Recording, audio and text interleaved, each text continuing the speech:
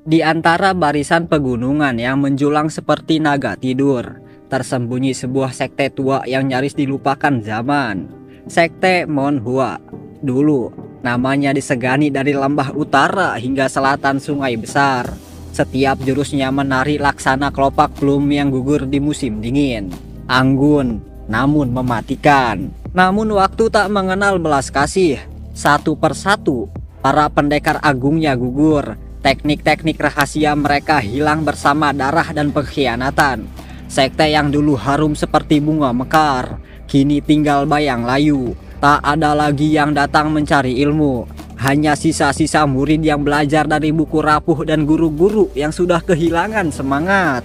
Tapi sejarah tak pernah benar-benar usai. Kadang, ia hanya menanti satu percikan api untuk membakar ulang dunia yang beku. Dan percikan itu datang dalam wujud seorang murid aneh, muda, ceroboh, kasar, dan terlampau suka tidur siang. Namanya Chun Myung.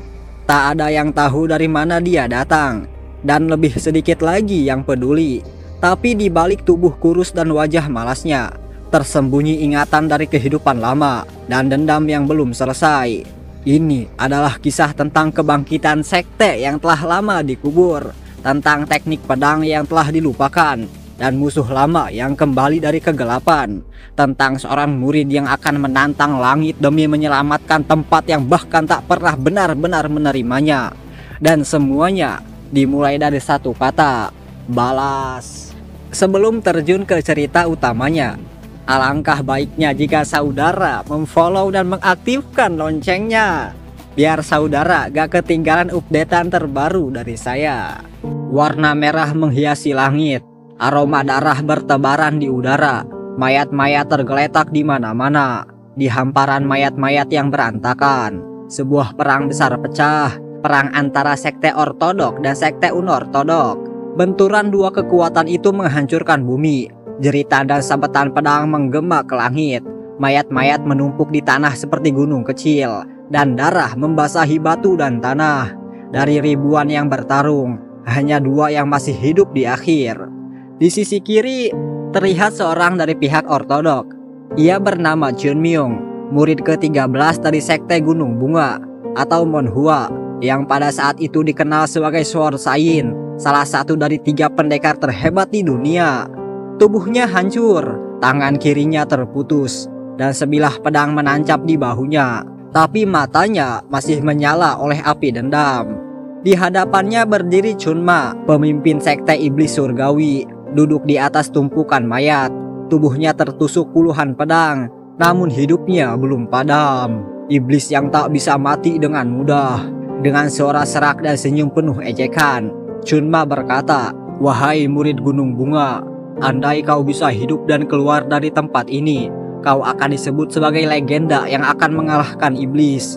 Tapi sepertinya sampai disinilah kau." Chun Myung mengayun langkah, gemetar, penuh luka, tapi langkahnya pasti. "Tutup mulutmu anjing." Namun Chunma terus berbicara, "Meski kau tak sendiri, pada akhirnya pedangmu yang menembus tubuhku.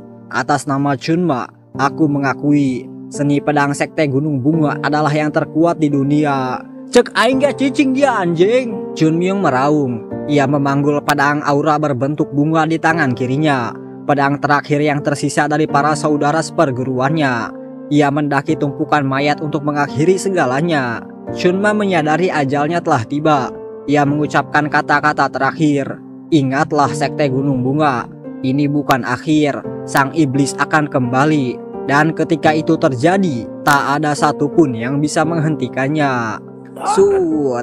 Dalam sekejap, Chun Myung menebas leher Chunma. Tebasannya seperti memotong baja dan daging dengan halus, layaknya memotong kurban. Kemenangan diraih, tapi tubuh Chun Myung pun tak mampu bertahan. Ia rebah saat fajar menyingsing, menatap langit yang perlahan cerah. Sebelum nafas terakhirnya, Chun Myung melihat bayangan sang guru dalam ingatannya. "Guru, aku menyesal. Andai aku lebih giat berlatih, andai aku lebih cepat kuat, tragedi ini takkan terjadi." Bayangan sang guru menjawab tenang, "Tak perlu penyesalan. Gunung Bunga akan terus berdiri selama semangatmu tak padam." Tapi kan dia bakal mati ya. Gimana tuh? Pandangan Chun Myung mulai memudar. Dunia di sekitarnya kabur, samar, dan goyah. Namun sebelum pikirannya sempat mengatur keadaan, klak, sebuah pedang bambu menghantam tepat di kepalanya. Chun Myung terkejut, bahkan nyaris tak percaya.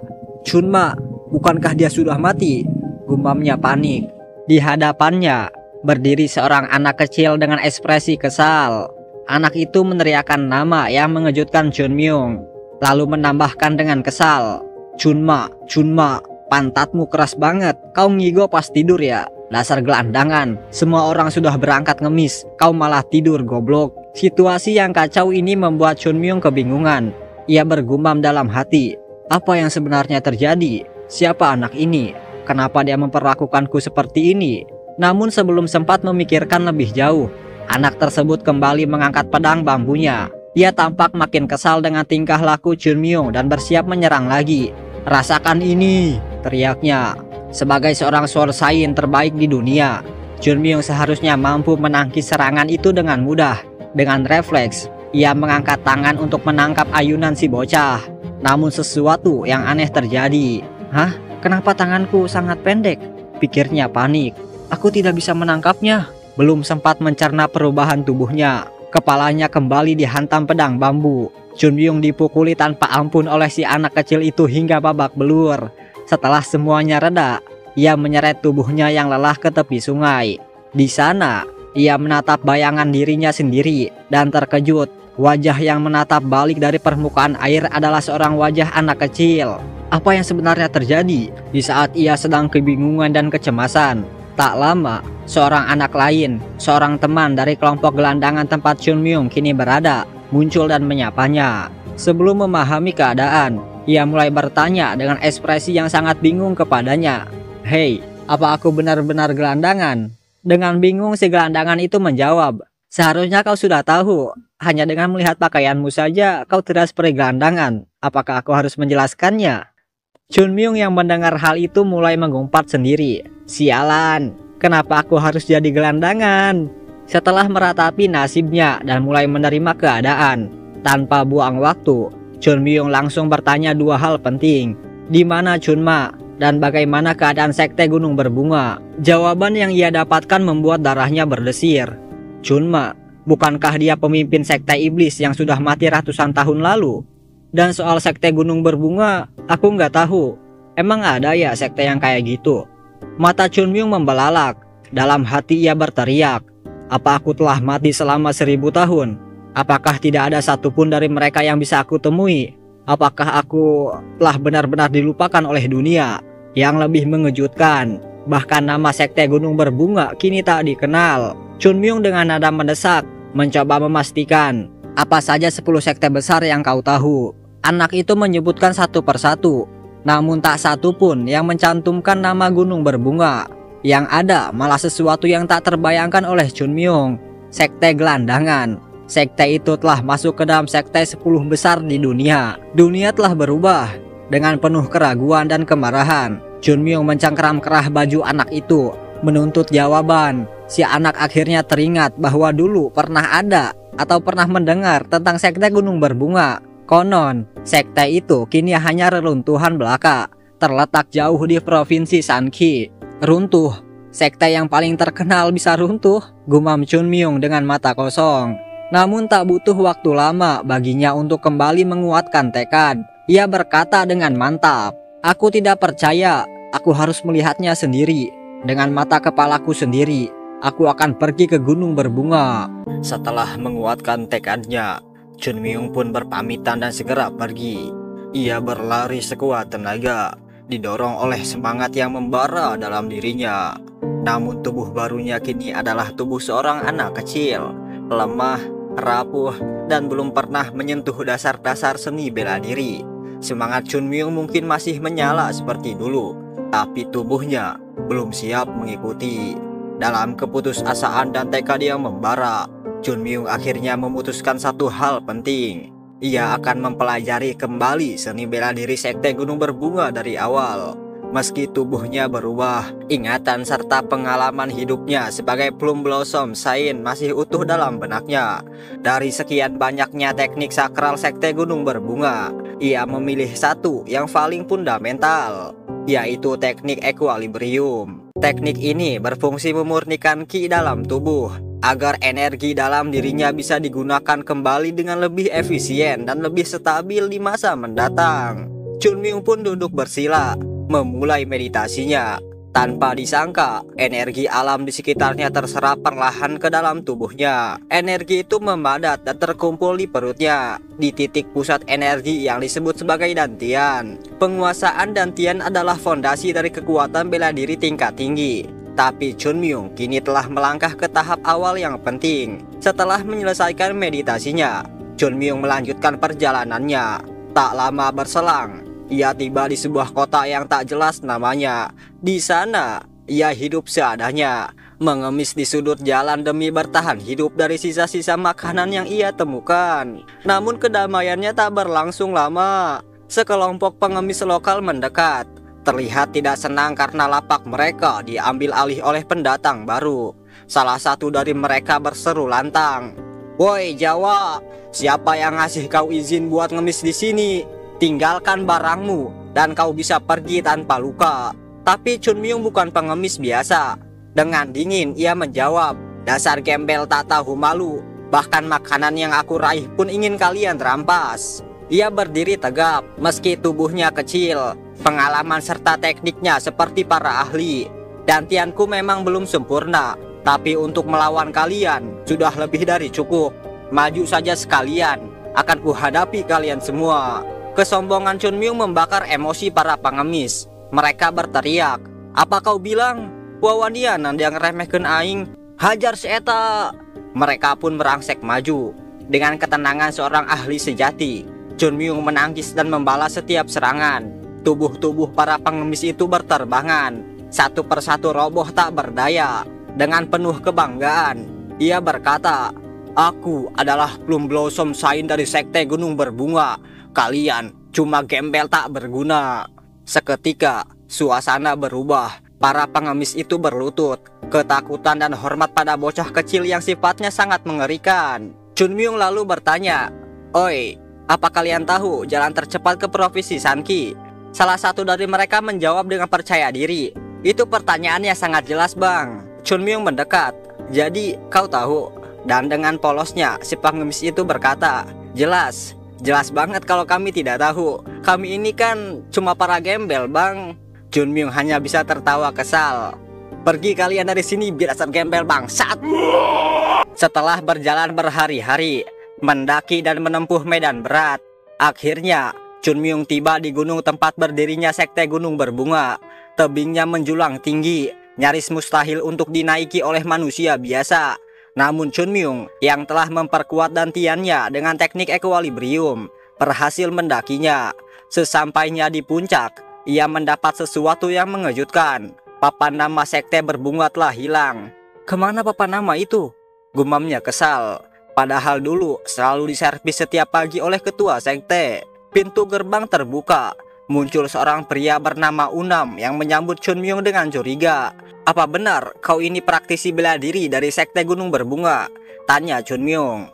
"Ya," jawab Unam singkat, lalu mempersilahkannya masuk. Begitu masuk, Chunmyung hanya bisa terdiam. Apa yang dilihatnya adalah kehancuran. Batu marmer mahal di lapangan hilang. Istana emas surgawi lenyap. Simbol bunga plum putih di kuil utama tidak ada. Chunmyung bertanya, "Mana bunga plum putih? Itu simbol suci sekte ini." Unam menjawab sambil tertawa malu, "Oh itu, kami menjualnya. Kami kira itu tidak berguna."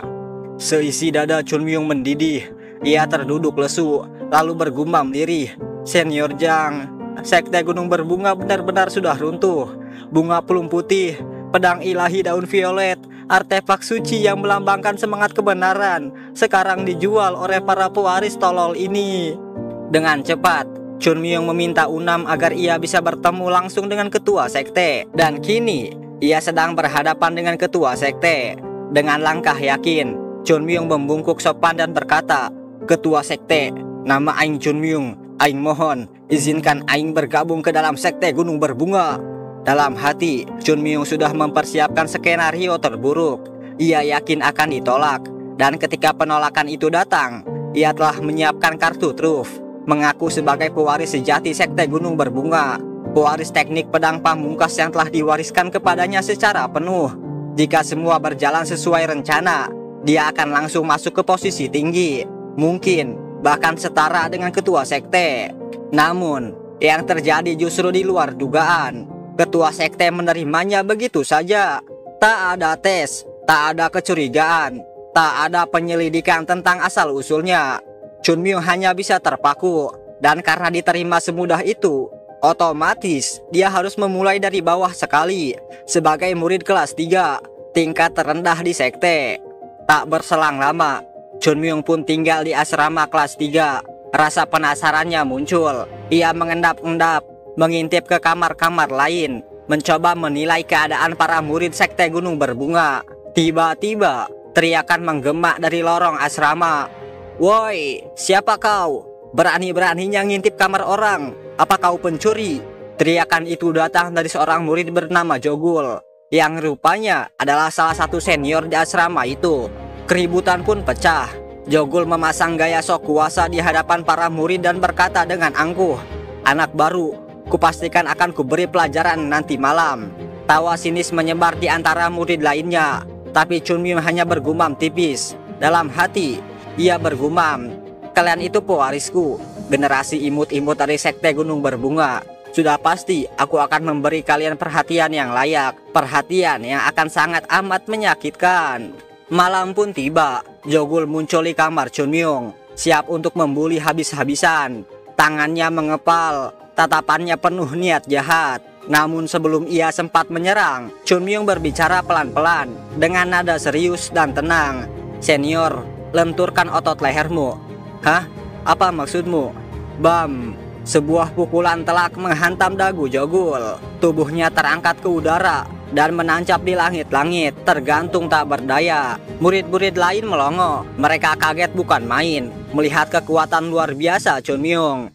Tapi Chun Myung belum puas. Ia menoleh ke mereka dan berkata dingin, "Kata Bung Karno, supaya akrab, kita harus mulai dari satu pukulan kecil. Ayo, sini kalian, dasar senior bajingan." Malam itu, seluruh penghuni asrama kelas 3 dihajar habis-habisan. Suasana berubah drastis. Seluruh murid kelas 3 terlihat takut dan penuh hormat saat melihat Chun Myung. Tak ada lagi cengengesan, tak ada suara nyinyir. Chun Myung dihormati dan dilayani layaknya bos mafia. Ia dipijit oleh seorang sahyung atau senpai bernama Yeonjong. Sedangkan para senior lain membungkuk dan bersujud termasuk Jogul. Begitulah situasi saat ini ketika sesi kultum rampung. Keesokan paginya, mereka semua dikumpulkan di halaman depan untuk latihan pedang. Seruan keras, gerakan kaku, dan pedang-pedang kayu yang menari di udara. Namun di mata Chun Myung, latihan mereka tak lebih dari gerakan bodoh penuh kesalahan. Ia bertanya kepada Unam, yang saat ini menjabat sebagai instruktur seni bela diri di sekte ini, teknik pedang apa yang saat ini sedang mereka pelajari. Bang Unam menjawab dengan bangga, "Oh, itu teknik pedang suci equilibrium." Chun Myung terdiam, matanya menyipit. Dalam pikirannya, teknik kayak begitu dijadiin teknik dasar sekte, si goblok ini ngelawak apa gimana? Karena menurutnya, teknik ini hanya akan menghambat masa depan mereka untuk menjadi lebih kuat. Hampir mirip seperti mengajari bayi berlari, padahal dia belum bisa berdiri. Ia mendekat ke salah satu murid lain dan bertanya datar, "Sahyung, teknik apa lagi yang akan kalian pelajari setelah ini?" Si Sahyung menjawab bangga, "Setelah ini, kami akan mempelajari teknik suci lainnya, yaitu teknik suci pedang Tai Flumok." Mendengar itu, Chun Myung mematung. Ingatan lama menyeruak. Percakapannya dulu dengan senior Jangmun, sang pendekar agung. Tai Flumok, teknik itu teknik yang paling tak berguna. Aspek taonya lemah, gerakannya lambat. Itu teknik yang dulu mereka bahas untuk dibuang. Saat itu Chun Myung berkata kepada seniornya, "Sahyung, teknik itu harusnya dilenyapkan. Kita harus kembali ke dasar. Pedang Plum Blossom 24 gerakan dasar. Kini, Melihat teknik murahan itu diajarkan sebagai teknik terbaik, Chunmyung hanya bisa menatap langit dan bergumam getir. Sekte Gunung Berbunga benar-benar jatuh terlalu dalam. Dan sejak hari itu, ia mengambil keputusan. Ia akan melatih sendiri murid-murid kelas 3, mengembalikan mereka ke ajaran sejati dari Sekte Gunung Berbunga, ke jalan yang sesungguhnya.